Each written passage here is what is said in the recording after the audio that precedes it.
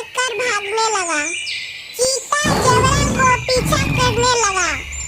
चीता पीछा करते करते आखिर में पकड़ लिया।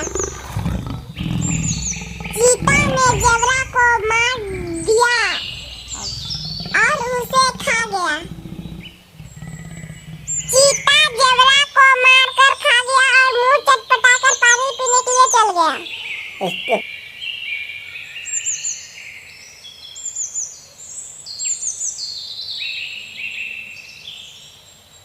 चीता भर पेट पानी पिया और जंगल की चल पड़ा। दूसरे दिन चीता ने जेबरा के झुंड को देखा। फिर एक जेबरा को मार कर खाना चाहता था। झुंड बनाकर हरी भरी घास चर रही थी जंगल में। उस झुंड में एक चिंपू नाम का जेबरा था। चिंपू ने एक चीते को बात सभी को बता दिया। अभी जेबरा एकजुट होकर नदी किनारे पानी पी रहा था।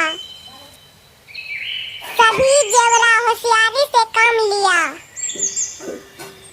चिंपू जेबरा सभी को समझाया कि एकजुट होकर अगर रहेंगे तो चीता नहीं खाएगी। चिंपू जेबरा सभी को अच्छा से समझा दिया। फिर जेबरा उसका बात मान गए। चीता झाड़ी में छिप जेबरा का आने का इंतजार कर रहा था। चीता चुपचाप होशियारी से काम कर रहा था। चीता को लगा कि मुझे जेबरा देख लिया है। चिंपू जेबरा सभी जेबरा को इशारा किया। जेबरा चीता को चारों तरफ से घेरने लगा।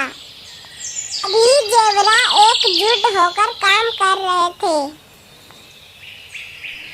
सभी जेबरा जैसे ही चीता के पास पहुंचा, डर गया और सोचने लगा, मुझे यहाँ से भागने में ही भलाई है।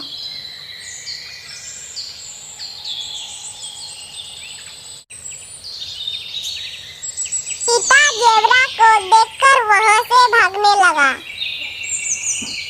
भागते भागते वह जंगल लौट गया।